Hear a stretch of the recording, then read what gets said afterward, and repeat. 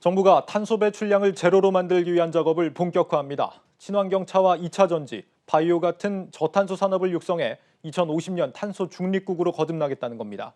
하지만 우리나라의 경우 철강이나 석유화학 같이 탄소를 많이 배출하는 업종의 비중이 높아 쉽지 않을 것이란 지적이 나옵니다. 신동호 기자입니다.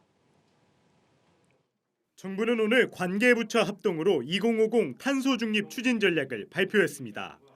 오는 2050년까지 실질적 탄소 배출량을 제로로 만들겠다는 게 골자입니다.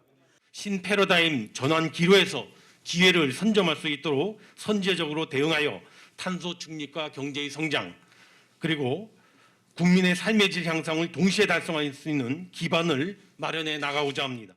이를 위해 정부는 신재생 에너지 중심으로 에너지 산업을 재편하고 철강과 석유화학 등 탄소 배출 업종의 저탄소 전환을 추진하기로 했습니다.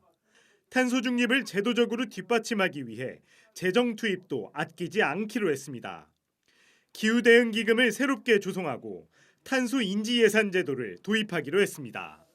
또 대통령 직속으로 2050 탄소 중립위원회를 설치하고 산업통상자원부 내에 에너지 전담 차관을 신설하기로 했습니다. 탄소 중립 사회로의 전환이 이처럼 속도를 내고 있는 것은 이번 정부에서 탄소 중립이 핵심 과제로 자리 잡고 있기 때문입니다.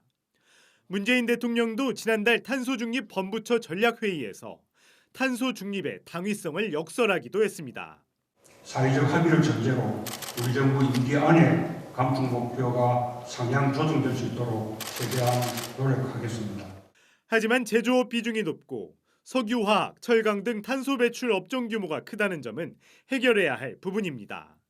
여기에 석탄 발전 비중이 주요 국가 비교에 지나치게 높고 에너지 산업을 신재생 에너지 중심으로 바꾸는 과정에서 발생하는 문제들이 적지 않다는 점도 부담입니다. 한국경제TV 신동호입니다.